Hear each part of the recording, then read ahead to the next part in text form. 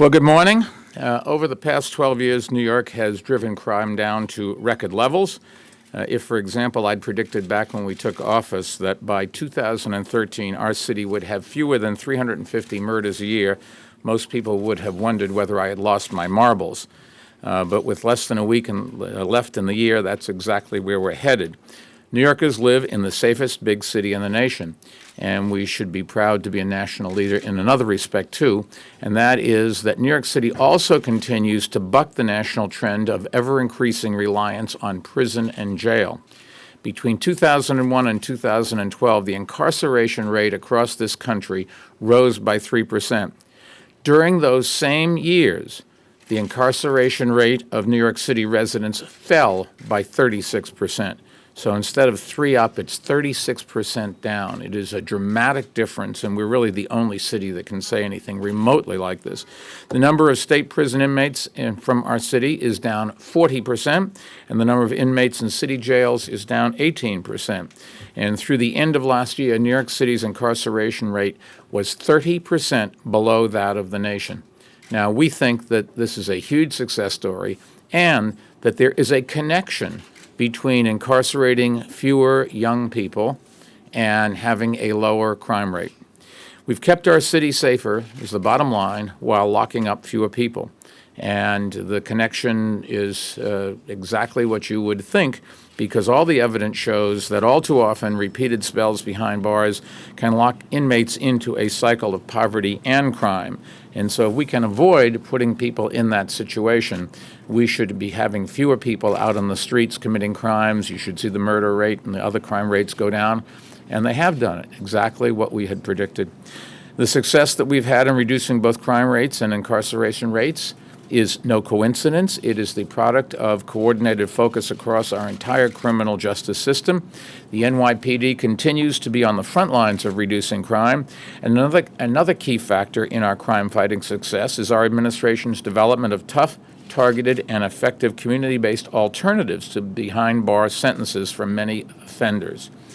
Our growing Neighborhood Opportunity Network, or what we call NEON, N-E-O-N, is a gold star example. NEON is a program of our administration's Innovative Young Men's Initiative, our comprehensive approach, as you know, to helping Black and Latino young men break the cycle of poverty and build better futures for themselves. NEON is designed to keep young men who are on probation out of further trouble with the law, out of further time behind bars, and on course to get their lives back on track. We're doing that by moving probation officers away from downtown courthouses and to neighborhood locations like this one, where they can directly link their clients up with community-based programs providing social services, education, and job training. Although NEON is only 2 years old, under the direction of Probation Commissioner Vincent Schiraldi, who is out of town and couldn't be with us today, it's already grown to include 7 offices around the city, and they're already producing very encouraging results. The rearrest rate for NEON probationers who are 16 to 24 years old, for example, is nearly 23% lower than it is for probationers in the same age group who aren't in the NEON program. NEON is also an increasingly important reason why today 52% fewer probationers in our city go behind bars for probation violations than did just 4 years ago. And that makes it part of a growing and effective array of community-based alternatives to incarceration in our city. The bottom line here is the murder rate and the other crime rates have come down dramatically more than anybody could have possibly predicted. Back 20 years ago, the murder rate was in the high 2,200s a year. Now it will be below 350 per year. And hopefully the next administration will continue to reduce the murder rate. We brought it down in the last administration. I think it got as low as 660, now under 330, probably about 340. And let's just hope that that direction, the progress continues. And one of the key reasons we think for doing that, the great work of the NYPD, but also not incarcerating any more than we absolutely have to protect the public. Because when you send somebody to a place where all they're going to learn is how to be a worse person, Not going to have any role models that you want them to be in front of.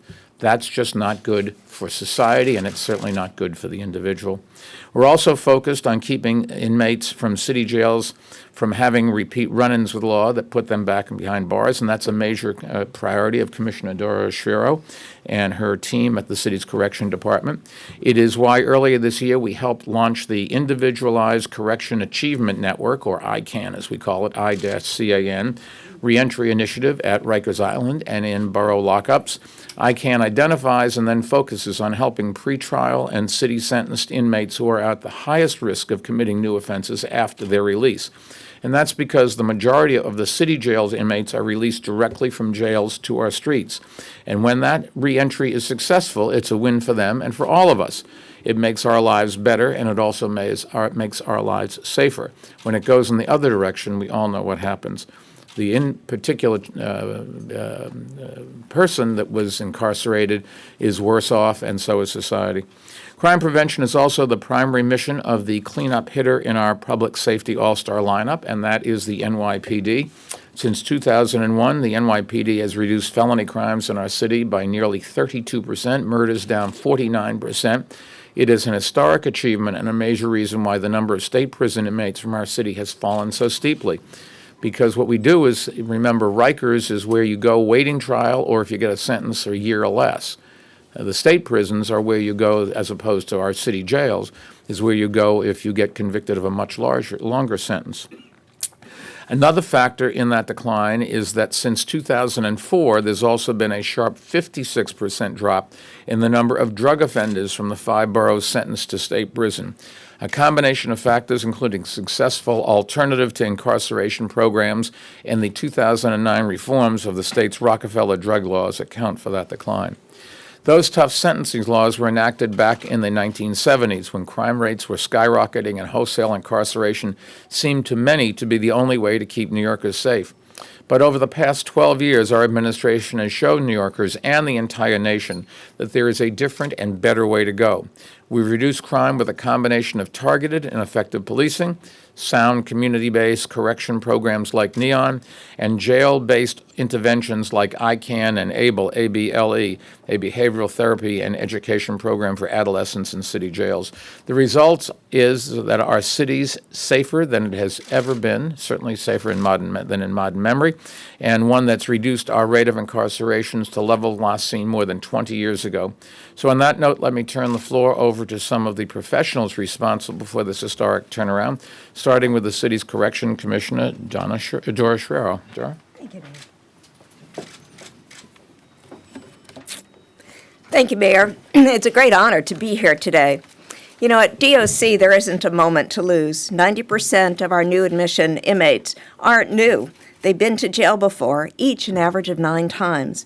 And that's why we start day one in detention, readying inmates for release. And the evidence shows that we are succeeding. Tell us the numbers again. 90% of newly admitted inmates aren't new. They've been to jail before. In fact, they've been to jail an average of 9 times each. Just to the mayor's point exactly. Once you're in, the likelihood of staying in is so much greater. So when you're in, our job is to get you out and keep you out. And that's exactly what we're doing. As the mayor had mentioned, ICANN is one of the ways in which we can reduce readmissions to jail. Starting last January and focusing on the adult population, 19 and older, both pretrial and city sentenced, in need and at risk, we're tapping community-based providers to work with the offender population, starting in jail, day one, and continuing through their incarceration and after their release if necessary. ICANN features also performance-based contracts. We pay you for what you do, not what you promise to do. And it's based on proven strategies that will reduce recidivism by 10 or more % each year. Another of the ways the mayor had mentioned that we're advancing our commitment to reducing jail population is by improving the outcomes for some of our youngest inmates, adolescents ages 16 to 18. This past January 1, ABLE, another of the mayor's Young Men's initiatives, was rolled out department-wide. ABLE is the first program in the nation, as you'll recall, to be funded through social impact bonds, financing sufficient in size for us to scale ABLE to reach all of the adolescents in our custody. ABLE enables inmates, most often charged with the most serious of the felony crimes, to acquire critical problem-solving and decision-making skills. The goal of ABLE, just as the case with ICANN, is to reduce their readmissions to jail by 10% or more every year. Now, the newest of our initiatives is about to begin. In essence, we are not done, not to the very last minute. Early in the new year, we are going to launch court-based intervention and resource teams. You'll be hearing them referred to as CERTs, a citywide initiative to redirect as many as 3,000 adolescent and adult inmates with mental illness currently in jail back to the community. For a city that distinguishes itself for alternatives to detention and alternatives to incarceration, it's really striking that we have found 2 more opportunities to take individuals and redirect them to the community, some of them pretrial and others after an expedited plea, again to community-based providers with the goal of breaking the cycle of their own personal crimes. My colleague, newly appointed to the bench, Larry Bushing, is going to talk a little bit more about that in a while. Thank you. Thank you. Clinton Lacey, the Probations Department Deputy Commissioner for Adult Operations, is here, and he's going to tell us a bit more about NEON. Clinton? Thank you, Mayor, and I appreciate this opportunity to be here with you this morning. And first of all, I just would like to say thank you and welcome to the Mayor and all who are here to the Queens NEON.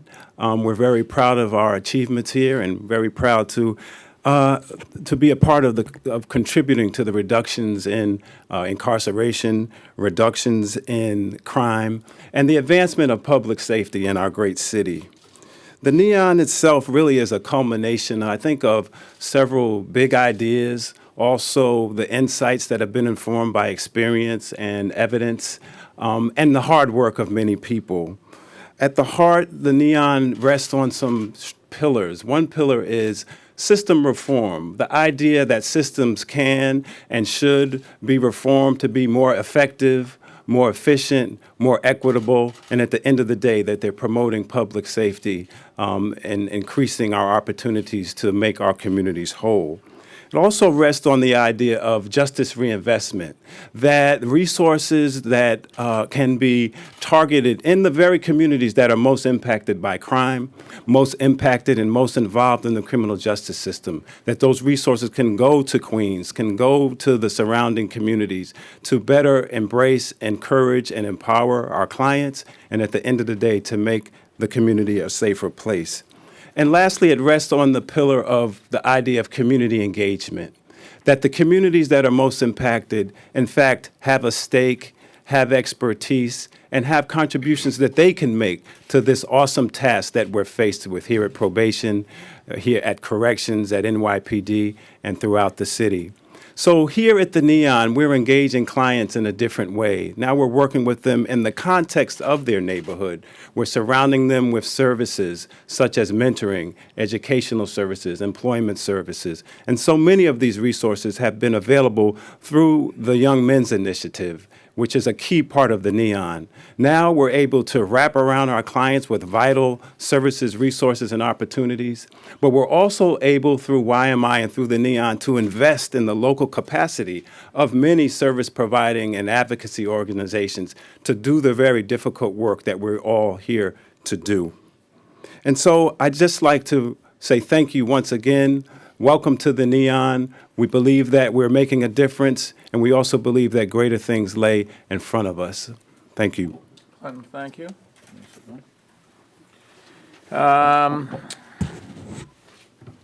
Lawrence Bushing, the first deputy coordinator in the Office of the City's Criminal Justice Coordinator, is going to comment on today's announcement's complicated title, on today's announcement and the continuing decline in incarceration rates in our city.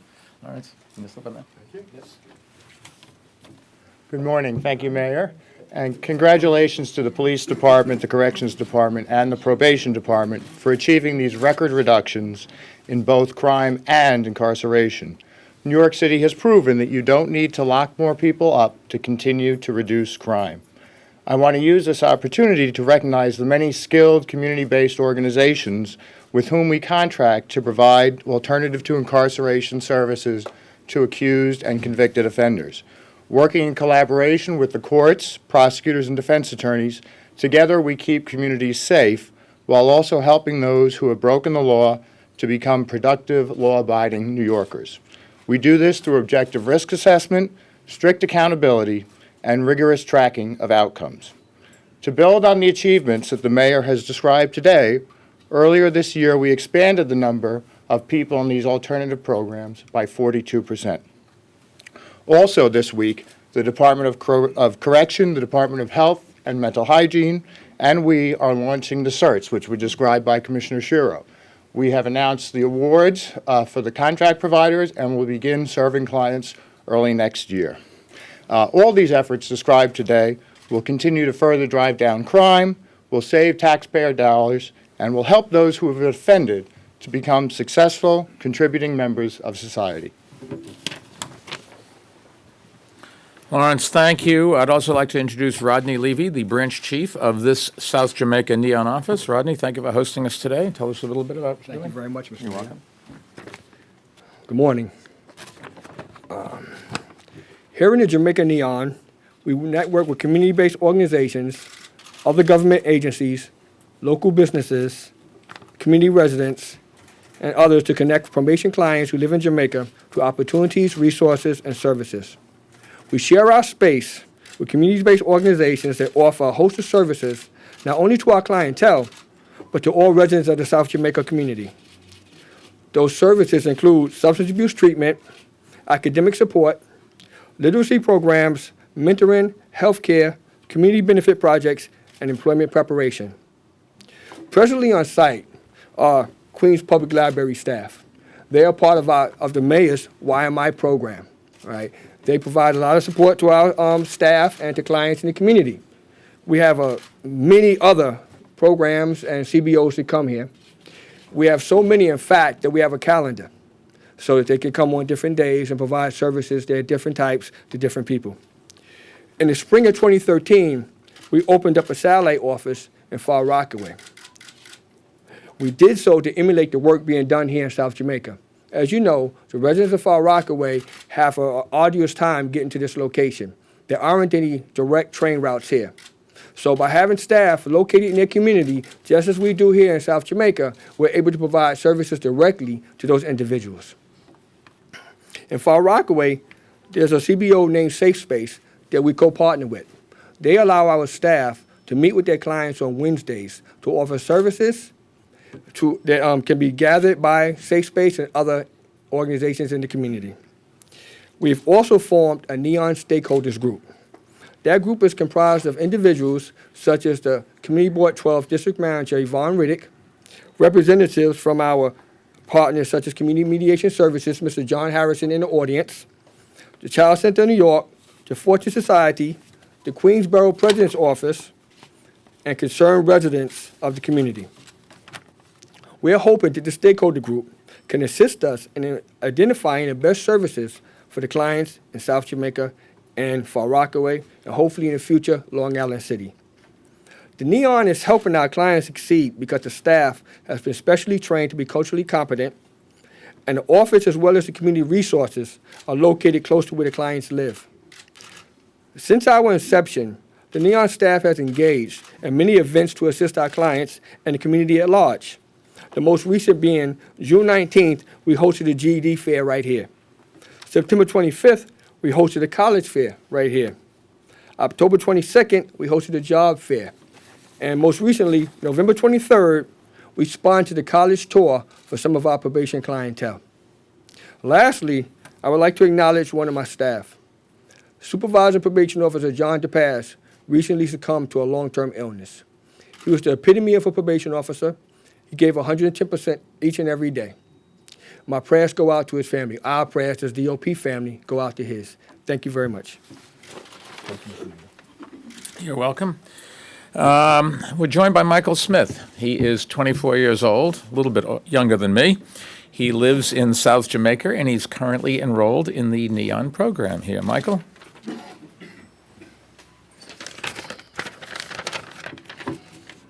I would like to start off by saying I wasn't an honest kid. A year ago, I caught a charge. I'm not proud of it. I wound up getting probation. Met my PO officer, Ms. Campbell. She introduced me to the Neon program. I was a little discouraged. I took a few tests, did what I had to do. And, you know, I made something of myself. I accomplished a lot. I didn't get my GED yet, but I'm working, doing demolition, and I hope I can move forward. I'm glad I joined this program because it changed my life a lot. I go home the other way, I see my friends, I keep it moving. I just want to do better, take care of my family, and show people that it's easy, they could do it too. It's not that hard. It's a little frustrating when you don't got a lot, but if you keep trying, you'll get what you're looking for. That's about it. That's right. Nothing more of that. All of it. No, what I was saying, Michael, what I was thinking while you were talking is people can give you a hand. They can help you up. But in the end, you're an adult, and it's up to you. And, you know, thank you for joining us. I hope it's a good year for you. There'll be times when it's tough and you think that everything's going against you, and that's the time you just have to grit your teeth and say, you know, nobody's gonna, they can help you, but in the end, you got to do it yourself. And the future is all yours. You can really make something out of your life, and everybody in this room has exactly the same problems. There are days when we all think nobody likes us, nothing's going right. Sometimes it's worse for some people than others, but I don't know anybody that's successful that didn't have bad days and bad times and reverses in their lives. And those that managed to get over it went on, great families, have a good life. And those that couldn't get over it, unfortunately, you start spiraling down, and that's where you don't want to go. So, you know, just grit your teeth. And my advice is on the days when it's bad, you just get it out of your mind.